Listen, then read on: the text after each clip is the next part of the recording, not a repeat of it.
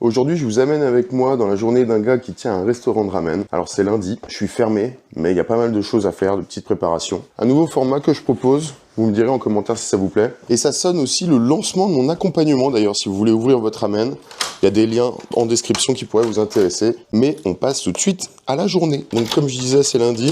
On a pas mal de préparations à faire pour la semaine. En gros, généralement, c'est les courses, c'est les papiers, c'est retrouver les factures qui manquent, ce genre de trucs. Et là, direction le ramen. Alors j'habite à 3 minutes de mon ramen.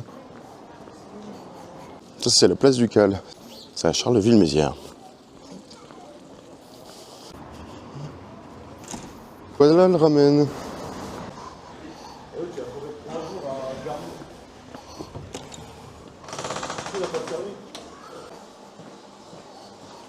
Bon alors comme je disais, là c'est vraiment journée, on fait de la cuisine, on prépare la semaine en fait. Il va y avoir 2-3 courses à faire, il va falloir faire un bouillon, un peu de topping, peut-être des nouilles, on va voir un petit peu justement ce qu'il faut faire. Le but c'est d'être sûr d'être prêt pour demain. Ah oui, il y a aussi autre chose que je vous ai pas parlé, mais aujourd'hui on va faire des photos. Je vais faire, il y a une personne qui vient pour faire des photos un peu pro de moi en cuisine, de moi en salle, etc. pour justement faire des beaux visuels pour présenter le ramen et puis ma tronche, entre guillemets. Premier truc que je fais du coup en arrivant, parce que là il va y avoir un bouillon tonkotsu et ça va prendre énormément de temps, ça va prendre vraiment toute la journée. Et donc ce que je fais c'est que je mets tout de suite ça en route parce que ça prend à peu près 7-8 heures de cuisson.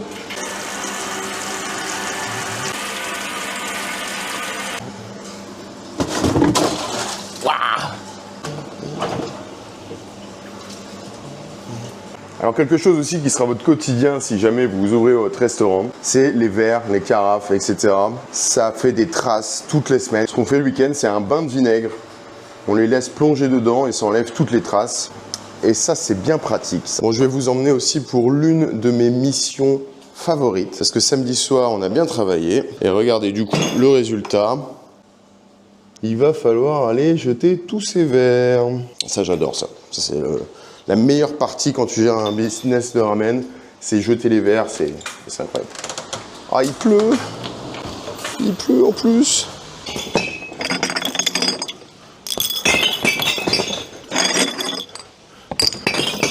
Bon voilà, ça c'est bon, c'est fait. Les verres, on est bon.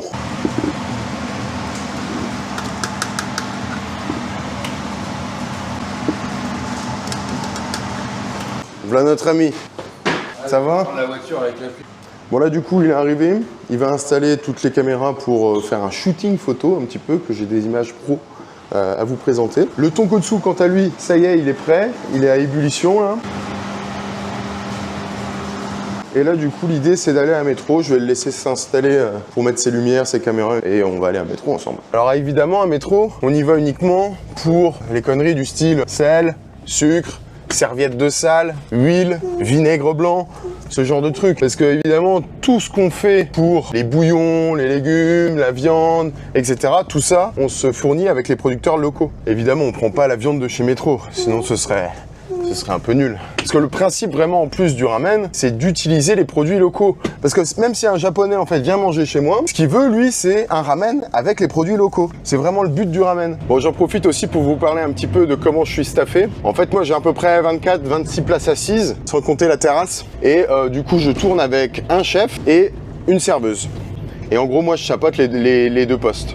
Et comme ça prend vraiment beaucoup de temps de faire des ramen, c'est quand même beaucoup de travail, on se rend pas compte, c'est un bol de nouilles dans de la soupe, on va dire, hein, vulgairement c'est comme ça que les gens l'appellent, enfin que la majorité des gens l'appellent. Moi quand on dit soupe, moi ça me tend un peu, mais parce que pour moi c'est plus un bouillon de viande, c'est pas la soupe de mamie qu'on mange le dimanche, ça n'a rien à voir. Et donc pour préparer tout ça, ça prend vraiment beaucoup de temps. Donc à 3, franchement, on n'est pas de trop, parce que moi je vais pouvoir aider un petit peu la serveuse, parce que quand c'est les rushs, qu'il y a beaucoup de monde, on a besoin d'aide en salle, et pour la préparation des bouillons, des nouilles, des toppings, etc. De laver aussi, parce que la majeure partie du temps, on va laver énormément dans la cuisine. En vrai, quand vous tenez un restaurant de ramen, 50% du temps, c'est vous cuisinez, et puis vous gérez la salle. Et les autres 50% du temps, on lave.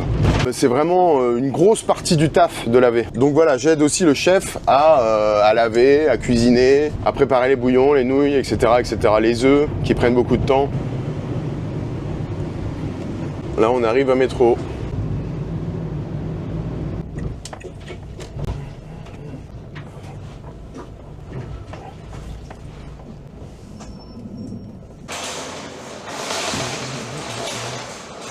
métro, c'est fait.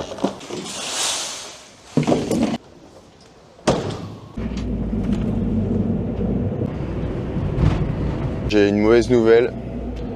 Mon Kangoo commence vraiment à faiblir sur les freins là, il fait un bruit pas possible. Je sais pas si vous entendez mais c'est horrible. Et voilà un autre problème qui vous arrive tous les jours où vous vous dites tout va bien, j'ai pas de frais en ce moment. Mais si, il y a des frais qui arrivent tout le temps, tous les mois, il y a toujours des couilles. Enfin, faut que j'amène au garage, putain. Bon, on arrive au ramen. Ce qu'on va faire, c'est qu'on va se garer devant, juste pour décharger les courses.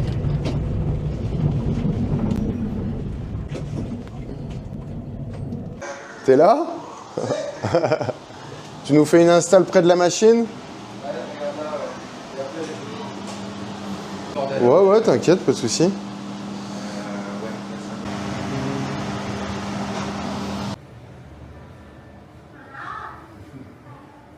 Alors là, on vient de finir la séance photo. Donc ça va donner pas mal de petites photos un peu en situation. Donc ça va être sympa. Je vous les partagerai sur les réseaux, je sais pas comment encore.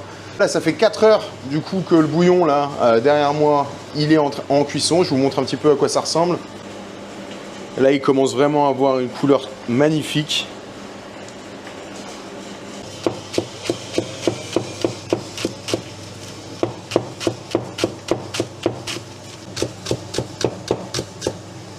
Couper la cébette, c'est quelque chose de hyper satisfaisant. C'est un truc que j'adore vraiment. Et en plus, j'ai un tout nouveau couteau. Regardez. Je sais pas si on voit, mais l'épaisseur de la lame, elle est dingue.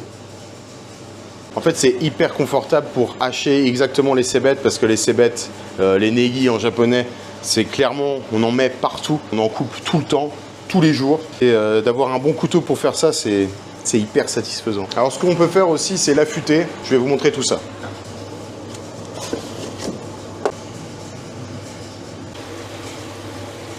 Il faut plonger la pierre en fait dans l'eau, attendre que les petites bulles se terminent, on le laisse reposer dans l'eau, je dirais un quart d'heure. Donc là ça fait à peu près un quart d'heure. L'idée c'est de mettre un chiffon humide pour pas que ça glisse. Se mettre à 15 degrés. 15 degrés et faire des mouvements comme ça. Pas besoin de forcer. Il faut mettre un petit peu d'eau dessus sur la pierre.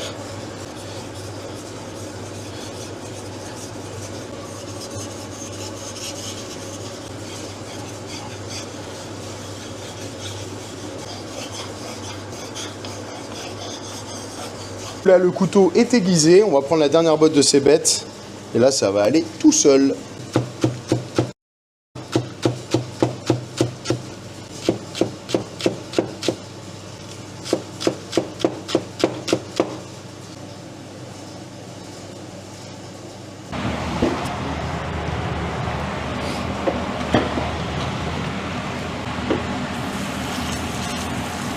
Ce qui est ennuyant avec le tonkotsu, c'est qu'il faut le mélanger toutes les demi-heures en fait, parce que c'est à feu fort. Donc on le laisse à feu fort comme ça pendant 7 à 8 heures. Et le truc c'est si on ne le mélange pas toutes les demi-heures, ça va coller en fait voilà, au fond de la marmite. Et donc ça c'est pas ce qu'on veut, parce que sinon ça va donner un goût de cramé en fait à tout le bouillon. Donc il faut surtout être là pour le mélanger tout le temps. Donc c'est pour ça qu'il faut s'en occuper comme ça pendant 7 heures. Donc ce qu'on peut faire là maintenant, c'est les œufs marinés. Nous, ce qu'on essaye de faire dans Aiki Ramen, c'est de les plonger minimum 24 heures dans la marinade. Si c'est 48, c'est encore mieux, c'est encore meilleur. Mais on fait minimum 24 heures.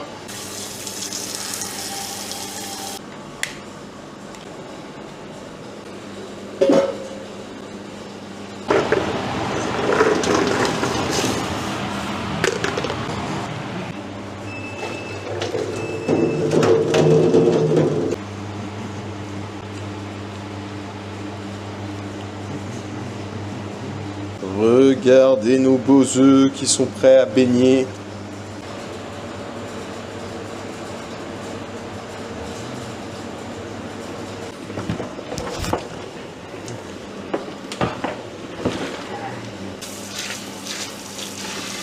On rentre dans la dernière heure du tonkotsu et là il a vraiment une couleur magnifique. Regardez-moi ça. Je sais pas si on voit bien à la caméra, mais là il commence vraiment à avoir une très très belle couleur.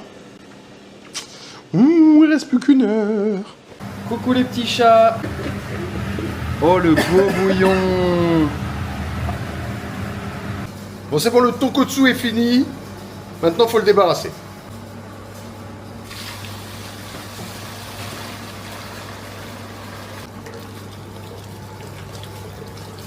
Bon alors là je suis de retour chez moi, je suis désolé, j'ai complètement oublié de faire des plans pour la fin de la vidéo.